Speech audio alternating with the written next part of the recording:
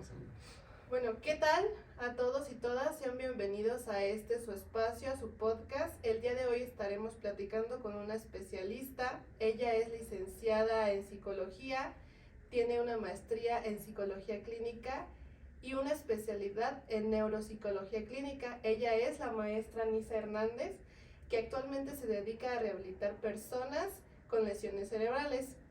Y el día de hoy nos va a estar platicando de una serie de cosas que pasan dentro de nuestro cerebro, cómo es que funciona, sobre la práctica, ¿no? del deporte. Y bueno, partiendo de eso, es súper importante conocer más acerca de los principales problemas que pueden existir y ocurrir en el medio. Okay. Pero primero que nada nos gustaría saber qué es y qué hace la neuropsicología. Okay. Qué buena pregunta. ¿Qué es la neuropsicología? Últimamente se ha estado escuchando mucho de universidades y escuelas que ofertan estudios de posgrado en neuropsicología. Realmente es un área que está creciendo muchísimo aquí en México y es un área de especialidad de la psicología que es muy joven, empezó apenas en la Segunda Guerra Mundial de manera más formal. Y lo que hace la neuropsicología es estudiar la relación entre el cerebro y la conducta en diferentes situaciones, tanto en normalidad como en patología. Okay. Ahora, sobre lo que ustedes están comentando del deporte, ¿cuál es la relación entre la neuropsicología y el deporte? Pues bueno, que los deportistas utilizan diversos procesos cognitivos y procesos cognitivos muy específicos para cada tipo de deporte. Entonces, el neuropsicólogo puede evaluar y estudiar y fomentar esas áreas para potenciar el desempeño o el rendimiento del deportista. Okay. Y a partir de a partir de estos deportes, ¿cuáles lesiones se podrían dar en el cerebro tras un impacto? Pues normalmente cuando hablamos de lesiones cerebrales en el deporte, estas se relacionan mucho con deportes de contacto, como por ejemplo el fútbol americano, el box, el taekwondo, ¿cómo se llaman? Las artes marciales mixtas. Ajá. Y bueno, el tipo de lesión en estos casos en particular, pues se les llaman daño cerebral adquirido y se asocian con traumatismos craneoencefálicos. Okay. ¿Y cómo podría yo saber o cuál sería un signo de alarma para saber de que tengo una lesión? Qué buena pregunta. Hay diferentes tipos de síntomas y signos que se presentan tras una lesión cerebral. En el caso particular de los deportes de contacto, normalmente los primeros síntomas que vemos se les llaman síntomas agudos, que son los síntomas de inicio rápido, como por ejemplo después de una patada en la cabeza o de un cabezazo, el primer síntoma que se presenta, los síntomas agudos tienden a ser muy floridos. ¿Como cuáles son? Pueden ser desde el más evidente, que es la pérdida de la conciencia, como los knockouts. O por otro lado puede haber otros síntomas como cefaleas severas, dolores de cabeza muy intensos, confusión, desorientación en sus diferentes niveles, espacio, tiempo, persona, situación, y entonces el deportista eventualmente no sabe qué le pasó, no sabe en dónde se encuentra en ese momento. Es muy común que cuando ocurren estos síntomas agudos, lo que buscamos los demás es ver si está bien nuestro deportista o nuestro paciente, y entonces los abrumamos con preguntas. A ver, dime cómo te llamas, dime dónde estás, dime qué día es hoy.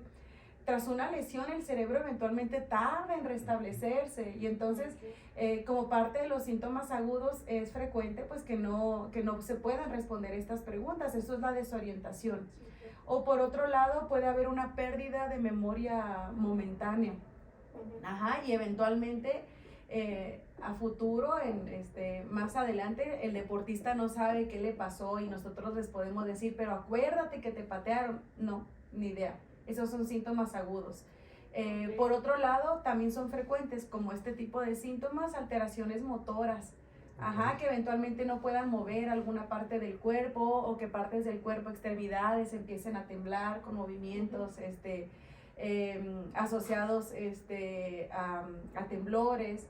O por otro lado también puede haber alteraciones sensoriales. Por ejemplo, si el golpe es a nivel del lóbulo occipital, pueden perder o nublárseles la vista durante unos segundos y ya, y pasa el síntoma. Yo recuerdo en algún momento sufrí una estrangulación, ¿no? Entonces yo en el momento de sufrirla, pues realmente estaba yo en el tatami, ¿no? Estábamos practicando. En el tatami. Ajá, que es el área en donde, en este caso, judo, jiu-jitsu, todas las artes que son de lucha cuerpo a cuerpo, se llevan a cabo. Entonces, cuando desperté yo de la estrangulación, perdí totalmente la conciencia por al menos unos 2-5 segundos y posteriormente tenía una cefalea muy, muy fuerte. Ajá, esos son los síntomas agudos de los que estamos comentando. Pero ahora, si nos vamos a casos como más extremos, está el boxeador Pichar Colón, ¿no? No sé si ha escuchado de él, que es alguien que ya está en un estado de coma, me parece, o estado vegetal. Desconozco, pero ya tiene que ser apoyado o asistido más bien. Entonces, ese es un caso que se podría definir como algo ya más extremo, por así decirlo, en casos así. Esos ya serían las afectaciones crónicas, como lo que me estaba comentando Mari, ¿no? Síntomas agudos, síntomas crónicos. Los síntomas crónicos ya son las lesiones cerebrales que prevalecen en el tiempo y que pueden tener un mejor o un mal pronóstico, incluso un mal pronóstico para la vida, dependiendo de la zona afectada, de la extensión de la lesión, dependiendo de si hubo desgarramiento axonal, si hubo derrames cerebrales, como ese tipo de síntomas que ya son, que son más crónicos, que prevalecen en el tiempo. Puede ser, como tú dices, ya una pérdida o una disminución importante del estado de conciencia, como el estado vegetativo, el estado de coma, pero cuando las personas pueden ser un poco más funcionales, los síntomas se asocian más a problemas de memoria, problemas de lenguaje, como por ejemplo este boxeador mexicano, Julio César Chávez, que ahora es comentarista deportivo, y yo creo que todos hemos visto cómo se traba cuando habla, cómo eventualmente no conjuga de manera adecuada algunos verbos, cómo hay alteraciones paralingüísticas. Ajá, esos son síntomas, síntomas a largo plazo, que como les digo, pueden tener o no un mejor pronóstico y eso depende de diferentes factores. Ahora, Jordan, tú comentas de las estrangulaciones, son peligrosas y como tú dices, bueno, yo me desperté o recuperé la conciencia en 2, 3, 5 segundos y pareciera que como ya recuperaste la conciencia, ya estamos bien, ya nos restablecimos, ya no pasó nada. Pero el cerebro es un órgano muy, muy delicado. El cerebro es un órgano que funciona diferente de los demás órganos. Los otros órganos tienen sus reservas de energía, de nutrientes, de grasa, de oxígeno, y el cerebro no, ¿sí? Entonces el cerebro, ¿cómo se nutre? ¿De dónde agarra todos estos elementos para funcionar de forma adecuada? De la sangre. De la sangre que está circulando en este preciso momento, bien nutrida, bien oxigenada, con aportes de glucosa adecuados. Y entonces cuando ocurren las estrangulaciones, ¿qué es lo que sucede? Pues que se interrumpe el flujo de sangre que sube al cerebro. Por lo tanto, durante un breve periodo de tiempo, porque no duran mucho, ¿no? Se separan. Segundos. Entonces durante un breve periodo de tiempo, segundos, como dices tú, Jordan, el cerebro se queda sin sangre, sin irrigación adecuada, disminuye ese flujo de sangre, disminuye la perfusión cerebral y como consecuencia, el oxígeno y la glucosa también disminuyen, lo que empieza a ocasionar que no haya un adecuado funcionamiento entre la comunicación de las neuronas, empieza a disminuir también la actividad eléctrica, por lo tanto ocurre la pérdida de conciencia. Ahora, ¿cuál es el problema con esto? Que ocurre un daño cerebral, ¿sí? Que eventualmente no se ve, es muy leve y afortunadamente tenemos muchas neuronas, tenemos muchos recursos neuronales, pero cuando esto sucede de manera frecuente, ya la pérdida neuronal es importante y a largo plazo sí puede haber síntomas ya evidentes, como por ejemplo en el lenguaje, la imposibilidad para evocar las palabras, anomia, y entonces tenemos a las personas que empiezan a hablar con circunloquios y empiezan a describir y dicen, ay, pásame el de la de esa para poder echar la llamada. Ajá, o que tienen una desorganización y entonces es difícil para ellos planear sus actividades o mantener la atención por tiempos prolongados, pero son síntomas que los vamos viendo a largo plazo, son síntomas de una instalación silente. Ok, muy bien, y justamente ya como que entrando en el tema del neuropsicólogo en el deporte, o sea, ¿cuál es la función que tiene? Porque conocemos, claro, que hay lesiones, que hay afectaciones, que a la larga, como usted comenta, pues esas personas, si bien es cierto, llevan un día a día normal, pero justamente presentan esos signos, ¿no?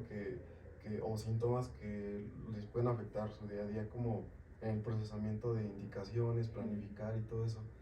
Pero justamente para prevenir y para seguir teniendo una vida adecuada dentro del deporte, el neuropsicólogo, ¿cuál es su función? Ok, es compleja, depende del tipo de deporte y depende de la situación actual del deportista. Como les comentaba, lo que buscamos como neuropsicólogos es estudiar, ¿no?, la relación entre el cerebro y los diferentes tipos de comportamientos, los procesos cognitivos, procesos de personalidad, procesos afectivos. Entonces, y además del deportista, dentro de lo primero que hacemos cuando tenemos a una persona, a un paciente o a un deportista, es realizar una evaluación neuropsicológica completa.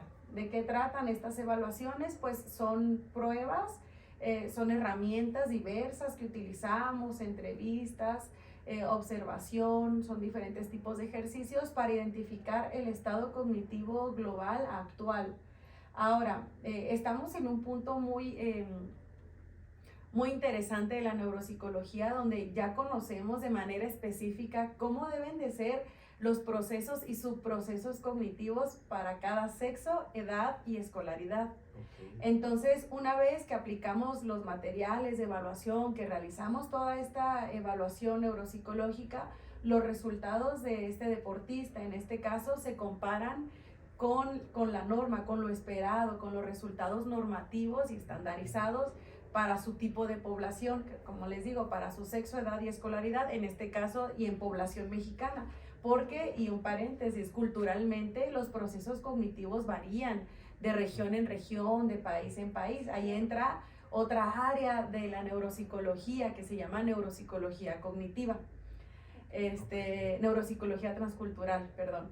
Ahora, una vez que ya tenemos los resultados de este deportista y los comparamos con los resultados esperados, ya tenemos el perfil adecuado y entonces lo que se busca es que depende de las necesidades cognitivas de ese deportista, entonces podemos trabajar un proceso de estimulación para esos procesos cognitivos en particular, por ejemplo, para disminuir los tiempos de respuesta en el deporte, es decir, para que la reacción del deportista sea más rápida. Como les comentaba hace un momento, se puede trabajar, se puede estimular el inhibir impulsos, como hemos visto, por ejemplo, videos de competencias de natación, y entonces donde están así esperando los nadadores, el disparo, y hay algunos que se avientan antes y quedan descalificados. Entonces se trabajan todos estos procesos, ¿no? Te digo, el control inhibitorio, la capacidad de planeación. Hay deportes que implican demasiada planeación, como por ejemplo en el fútbol, soccer, en el fútbol americano, vamos a planear las jugadas, en el básquetbol, las jugadas. Perdón, que sí, no te escucho. Inclusive dentro del octágono, sobre todo ya hablando en general en artes marciales mixtas, que es la combinación de todos los deportes de contacto, hay muchísima planificación detrás porque justamente ellos estudian a su contrincante, pero también ellos tienen que crear una táctica, una estrategia para decir, ok, yo soy bueno en lucha, a lo mejor arriba él es mejor en box, yo me baso en quererlo llevar al piso, querer tener el control, y justamente ahí esa parte, ¿no? De poder crear todas estas ciencias del deporte, claro, metiendo ahí a la neuropsicología. Yo creo que hoy por hoy aquellos deportistas que tienen detrás toda esa ciencia son los que están en los números uno, ¿no? O sea, en el ranking mundial. Okay. Es súper interesante eso. Sí, es muy complejo.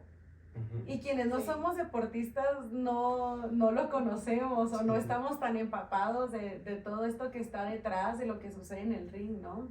Sí. Ahora, como tú dices, hay que estudiar, ¿no?, al contrincante, hay que estudiar su estilo de lucha, que si es, como dices tú, que si es especialista en patadas, que si es especialista en, como dices, en lucha, etcétera. Y ahora, además de estudiarlo, que implica una capacidad de análisis, que son procesos cognitivos muy, muy complejos, también tú tienes a un coach, ¿no?, que te está ayudando en el escenario mientras tú estás en el tatami y te está gritando, te está dando sugerencias, y tú tienes que llevarlas a cabo. En este caso, la ejecución de pasos concretos y apegarte a un plan siguen siendo funciones frontales, funciones ejecutivas que también se trabajan. Entonces, la neuropsicología del deporte tiene una implicación muy, muy importante en el rendimiento adecuado de los deportistas.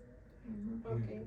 Y bueno, para cambiar ahorita desde un poquito más atrás, por ejemplo, en los niños, ¿qué consecuencias puede haber que un pequeño inicie pues su edad temprana un deporte de contacto? Híjole, es muy delicado que los niños comiencen a edades tempranas este tipo de deportes. ¿Por qué? Porque el cerebro todavía se encuentra en desarrollo, los músculos del cuello todavía se encuentran en desarrollo, por lo que hace que las afectaciones de los niños sean más vulnerables a producir afectaciones. Ahora, es común que en el caso de los niños que sufren lesiones cerebrales, los síntomas pasan desapercibidos, sobre todo cuando todavía no se percibe o no se llega al hito del desarrollo asociado con la afectación.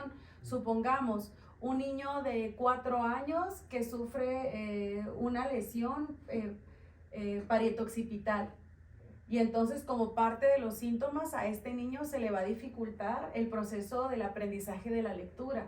Ahora, el niño tiene 4 años. ¿Vamos a ver esa dislexia al momento? ¿O ese síntoma de dislexia? No, porque el niño todavía a los 4 años no aprende a leer. ¿Hasta cuándo vamos a ver ese síntoma de esa lesión? Hasta 2 años después, cuando el niño entre a la primaria y tenga 6 años y le cueste trabajo.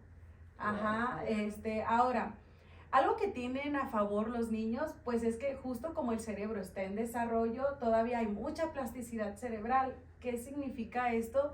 Que el cerebro tiene capacidad para adaptarse, el cerebro es muy resiliente para generar nuevas conexiones neuronales. Y entonces los niños que sufren lesiones con una rehabilitación adecuada, con un abordaje neuropsicológico, neurológico, pediátrico y en algunos casos también psiquiátrico, tienen una mejoría excelente. Sin embargo, muchas personas se agarran de esto y dicen, es que como hay plasticidad puede tener lesiones y no va a pasar nada. El problema es que, como les digo, que todavía el cerebro está en desarrollo. Es frecuente también que la reorganización neuronal en los niños tras una lesión cerebral no sea la más adecuada. Ajá, entonces el desarrollo de conductas de estos niños puede llegar a ser patológica y entonces vamos a tener adolescentes, ya hablando a futuro, ¿no? Adolescentes que tengan muy bajo control de impulsos, que sean propensos a consumir determinado tipo de sustancias, que tengan problemas de aprendizaje, déficit atencionales, que tengan síntomas de algún trastorno de la personalidad, etcétera. Pero normalmente no lo asociamos con las lesiones que tuvieron hace 5 años, hace 8 años. ¿Por qué? Porque ya pasó mucho tiempo. Sin embargo, ahí sigue la afectación, claro. Ahora, ¿hasta cuándo termina la maduración formal de este sistema nervioso, de las conexiones, sobre todo del lóbulo frontal? Hasta el término de la adolescencia, por ahí se habla que entre los 20, 25 años. Ajá, sí. Okay. Bueno, y entonces, ¿tú qué nos podrías recomendar como especialista para poder llevar una buena, pues una conjunción, tanto cuidarnos, esta área física, tanto como cerebral, si quiero realizar un deporte de contacto? Hay que cuidar muchísimo los golpes en la cabeza, las sacudidas en la cabeza, los movimientos bruscos. Ajá, es importante que evitarlos. Ajá. Sí, claro. Y en dado caso, pues me queda claro que hay deportes de contacto donde sucede, entonces, bueno, usar las protecciones necesarias, las protecciones reglamentarias y darle siempre un seguimiento al desarrollo cognitivo de estos deportistas, identificar que conforme se van desarrollando, en el caso de los niños, pues que vayan cumpliendo los hitos del desarrollo cognitivo, que vayan, por ejemplo, madurando el span atencional, que los niños al principio de manera natural pues ponen poquita atención y conforme van aumentando en edad la atención también aumenta. Entonces, por ejemplo, siguiendo con esta situación de la atención, ir evaluándola, ¿no? Si va aumentando de manera adecuada, si van madurando los procesos de lectura, de escritura, de memoria, de lenguaje, identificar que no hay alteraciones de tipo agnóstico o alteraciones perceptivas, visuales, táctiles. Okay. Ajá, es dar un seguimiento. Hay un dato bien interesante, me parece que es en Noruega. Ahí prohibieron totalmente que los niños que practicaban fútbol dieran golpes con la cabeza, o sea, cabecearan, metieran gol, un pase con la cabeza, o sea, está sumamente prohibido para las escuelas que claro que están en una normativa, ¿no? Eso siento que eso está súper bien porque al menos aquí en la cultura de México, y yo lo he visto, ¿no? Hemos visto cómo los niños desde temprana edad empiezan a cabecear y justo lo que usted mencionó anteriormente. Ahora, existe también peleadores que ellos practican sus sparrings, porque es así se le llama cuando, ¿sabes qué? Voy contra tal deportista que él es bien fajador arriba. ¿Qué es fajador? Digamos que le gusta pegar muchísimo, patear, boxearle, todos los codos, ¿no? Entonces, mucho de eso, los sparrings ayudan a eso, a que, ok, vas contra él, aquí este es como un pre, ¿no? Vas a darte con alguien con esas especificaciones, pero, por ejemplo, Yair Pantera Rodríguez, que es mexicano, ex campeón mundial de peso ligero, él comenta, ¿no? Yo no hago sparrings con el fin de lastimarme, al contrario, yo simplemente practico, lo uso de manera muy táctica. No dijo que me golpeé en la cabeza, ya si el mero día me madrean así, ya será otra cosa, pero previamente él sí cuida muchísimo esa parte, ¿no? Okay. Entonces, yo creo que la cultura de, no, pues es que tú eres hombre, dale, o sea, tú pégale, tú dale, no te pasa nada. ¿No? Éntrale sin miedo. Y vemos que no, o sea, ya cuando creces te das cuenta que puedes tener muchísimos problemas, como usted menciona, de personalidad, de cognición, de percibir las cosas y no hacerlas adecuadamente, ¿no? Pero bueno, yo creo que es algo que va iniciando y a nivel de neuropsicología yo creo que hay mucho, ¿no? Hay mucho que aportar aún. Claro. Ahora que estás mencionando lo de Noruega, dijiste, ¿verdad? Que en Noruega que prohibieron los cabezazos.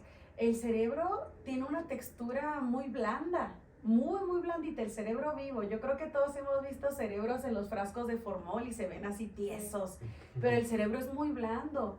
Tiene una textura gelatinosa, pero encima gelatina blandita. Y entonces el cerebro se encuentra adentro de la cavidad craneana y flota dentro de ella. Entonces el cerebro tiene movilidad. Y dices tú, los cabezazos. ¿Qué sucede cuando estamos dando cabezazos? Pues que el cerebro se sacude adentro del cráneo. Pero eventualmente cuando ya estamos hablando de cabezazos o de patadas o de golpes o de latigazos, de estos golpes donde el cerebro se sacude hacia atrás y hacia enfrente, ya de una manera fuerte, de una manera muy importante, entonces el cerebro, ¿qué es lo que sucede adentro? Que el cerebro se desgarra, ¿sí? Hay desgarramiento axonal. Entonces es bien importante cuidar los movimientos, las sacudidas bruscas del cerebro. Okay. Oye, y hablas de ese desgarramiento axonal, llama mi atención. Entonces, si un desgarramiento en las manos tarda para que se cure, ¿cómo podemos curar un desgarramiento cerebral? Híjole, pues es que también aquí depende de la edad y de los recursos neuronales del deportista, claro. En el caso de los niños, como les comentaba, bueno, todavía el cerebro está en proceso de maduración de redes neuronales y entonces se regeneran muchos sistemas de redes. Pero en el caso de los adultos ya la regeneración asociada a los desgarramientos, o sea, que se rompan los axones, o sea, las neuronas, las colitas de las neuronas, ahí ya la regeneración como tal es muy complicada. Algo que se busca desde la neuropsicología para rehabilitar estos procesos asociados al desgarramiento axonal es, bueno, primero hay que ver la extensión de la lesión. Si la extensión es mínima, entonces lo que se busca es una rehabilitación, se le llama intrasistémica, que es trabajar específicamente con esos procesos cognitivos afectados, se estimulan. Como en el caso, por ejemplo, de una lesión muscular, ¿va? Es leve y entonces rehabilito el mismo músculo para que se regenere.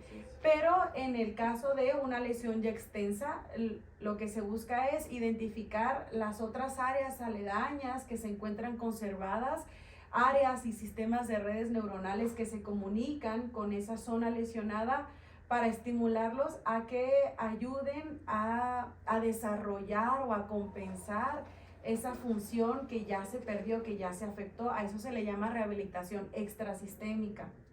Y por otra parte, Mari, si eventualmente la lesión ya es severa, o sea, de plano ya el área se lesionó de manera muy importante, hubo una pérdida neuronal, ya muy delimitada, muy específica, entonces lo que se busca es en el deportista o en el paciente desarrollar estrategias compensatorias, o sea, buscar otros elementos que ya no son provenientes del propio cerebro para desarrollar esa función perdida en este caso y que la persona o el deportista sea lo más funcional posible. Como por ejemplo en el caso de los problemas de memoria, si ya la afectación es severa en esas áreas, como los pacientes que sufren patadas en los lóbulos o lesiones en los lóbulos temporales y entonces ya tienen problemas importantes de pérdida de memoria o trastornos de memoria que son las amnesias, entonces ya se utilizan estos auxiliares como alarmas, calendarios, los post-its, recordatorios, pero lo que se busca pues es no llegar tanto a esos elementos, sino buscar que el propio cerebro se regenere. Entonces, respondiendo de manera más puntual a tu pregunta, bueno, ¿qué se hace en esos casos? La rehabilitación neuropsicológica. Ok, es ahí, ¿no? Sí, el punto clave de aquí. Y bueno, para ir finalizando y cerrando nuestro podcast, ¿podrías darnos alguna recomendación a los deportistas que nos observan y nos escuchan? También a las personas que inician un deporte de este tipo, ¿alguna recomendación tú como especialista que les puedas dar para que traten de cuidar o llevar mejor su salud cerebral?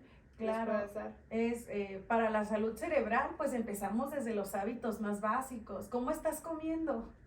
Les decía, el cerebro se nutre a partir de la sangre. ¿Sí? De la sangre nutrida que está subiendo y alimentando a nuestras células nerviosas. Entonces, ¿cómo estás comiendo? ¿Cómo estás durmiendo? Y aquí voy a hacer un paréntesis.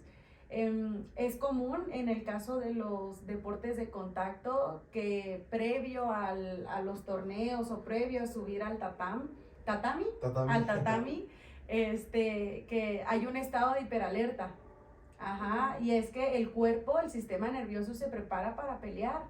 Claro. Entonces se estimula el sistema nervioso simpático, que es el que se encarga de preparar al cuerpo para que peleemos o para que corramos. Entonces se estimula una vía muy compleja, que es la vía hipotálamo hipoficiario adrenal, donde el deportista genera demasiada adrenalina, ¿sí? Que le va a ayudar, por ejemplo, a tener más fuerza en los músculos, porque gran parte del volumen sanguíneo se va a las extremidades para patear, para luchar. Prácticamente se prepara el cuerpo. Sí, ¿no?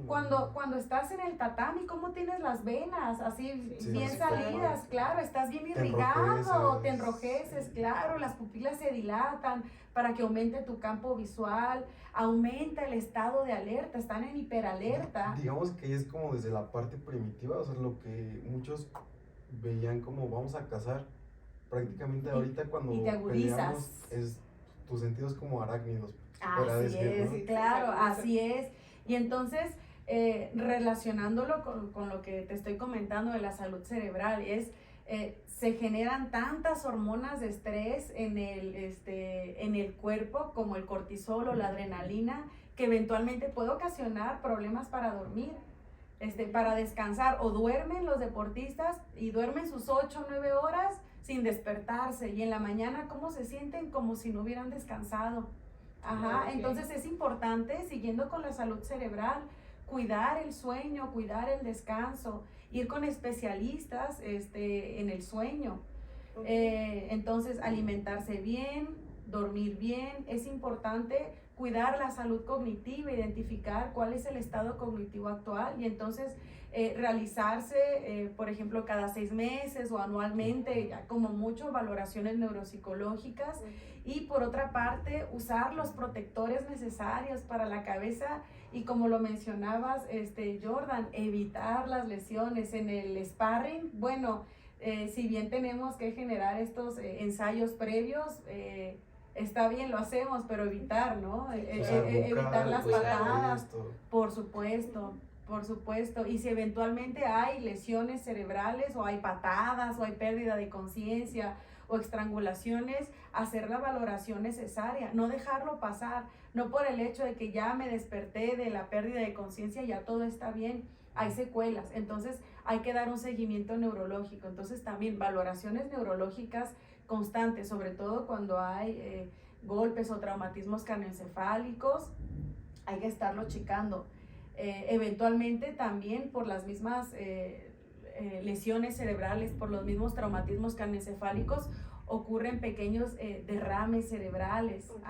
Son pequeños microderrames que pasan desapercibidos y no los vemos. ¿Cómo se perciben? ¿Cómo lo percibe el deportista? Como un dolor de cabeza que me duró toda una mañana, que me duró un día, que me duró 2 días. Hay pequeños procesos de inflamación cerebral. Luego los ojos rojos, ¿no? Los ojos, por supuesto.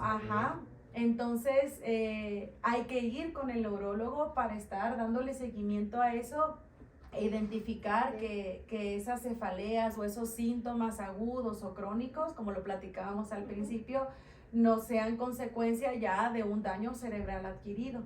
Hubo un caso que justamente este chico recibe un golpe en la cabeza a raíz de un cabezazo, y él no nota ningún síntoma, nada. Pasan los meses, posteriormente empieza a tener un dolor muy fuerte en la cabeza. Entonces este chico acude al médico, empieza a perder el oído, creo que izquierdo, y bueno, total que termina en una craneotomía, ¿no? Entonces justamente como que darle mucho sentido a esos síntomas y signos que presentamos, ¿no? Como atletas. Inclusive si hay gente que nos está viendo que no es atleta y sufrió un golpe, pues evidentemente dar a conocer su caso con un médico especialista, y obviamente el que se ha encargado de llevar el caso pues hará su chamba, ¿no? Pero no dar por servido que tú estás bien y que pasan las cosas. Simplemente pues no es así, ¿no? Por supuesto, como tú lo mencionas, y también como lo habíamos platicado con los niños, hay síntomas que se pueden presentar a futuro. Y pueden pasar años hasta que se presente el síntoma. Por ejemplo, el otro día atendí a una persona que por un traumatismo craneoencefálico, por un golpe en la cabeza, le empezó a crecer un tumor cerebral. Wow. Y hasta cuándo se dio cuenta o cuándo aparecieron los síntomas del tumor cerebral, 4 años después del golpe.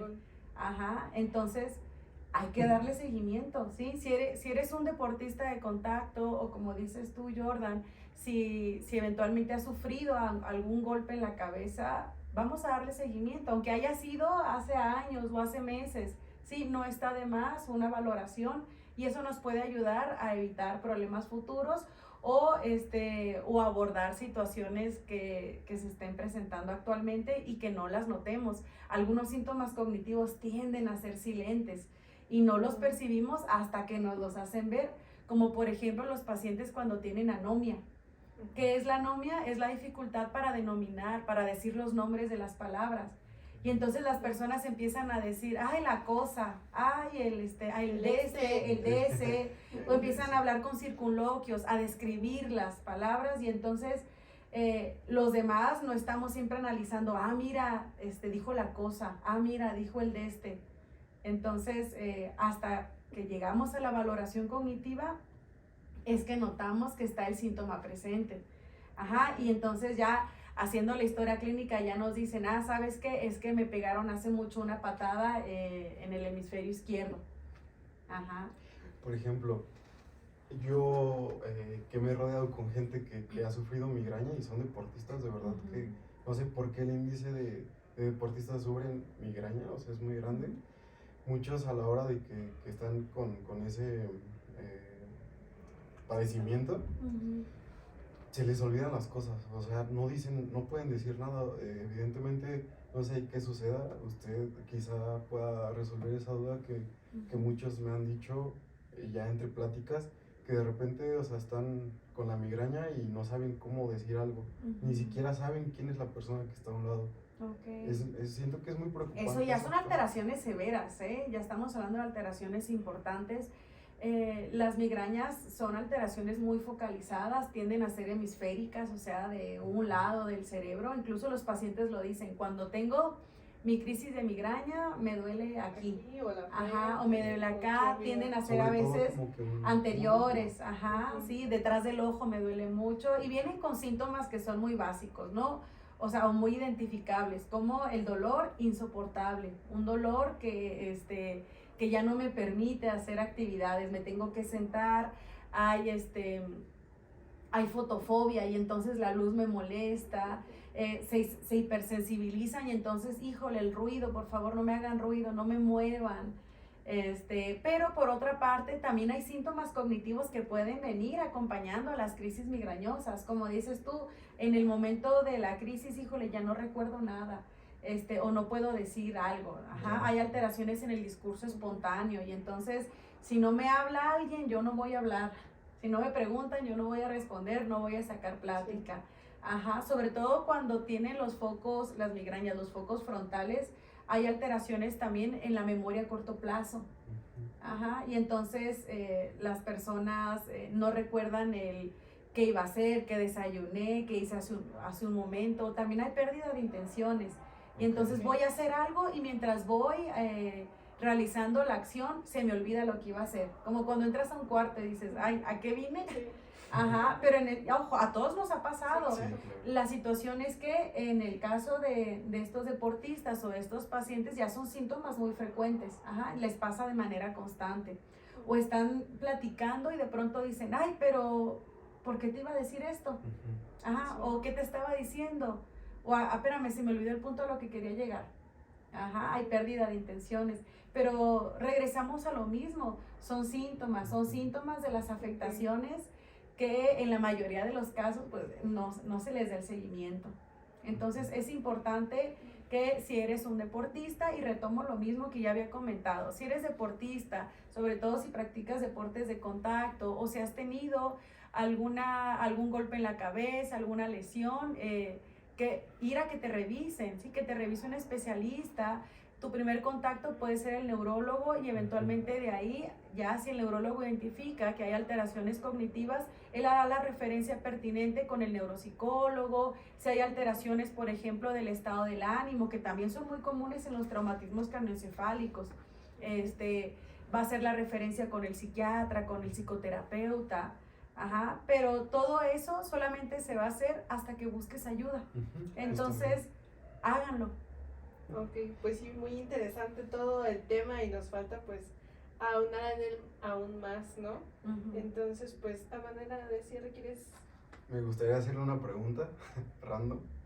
¿Usted practicaría algún deporte de contacto? No. Sabiendo todas estas implicaciones que existen y todos esos detonantes, ¿practicaría algo? No, de contacto no. No, para nada. Como neuropsicóloga, la verdad es que soy paranoica con mi cerebro. 0 deportes de contacto, que nadie me toque mi cabeza. Cuido muchísimo mi cerebro, mi sueño, mi alimentación. Busco hacer un poco de ejercicio que no sea de alto impacto para mi cabeza. Y siempre le digo a mis alumnos y a mis pacientes, que nadie te toque la cabeza, cuídalo mucho. Pero bueno, no por ello implica que los deportes de contacto sean malos, al contrario, son disciplinas y estimulan procesos cognitivos muy específicos. O sea, es bueno, la idea solo es hazlo con cuidado, ¿sí? Sí, Pero claro. dentro de mi paranoia, personalmente, no lo practicaría.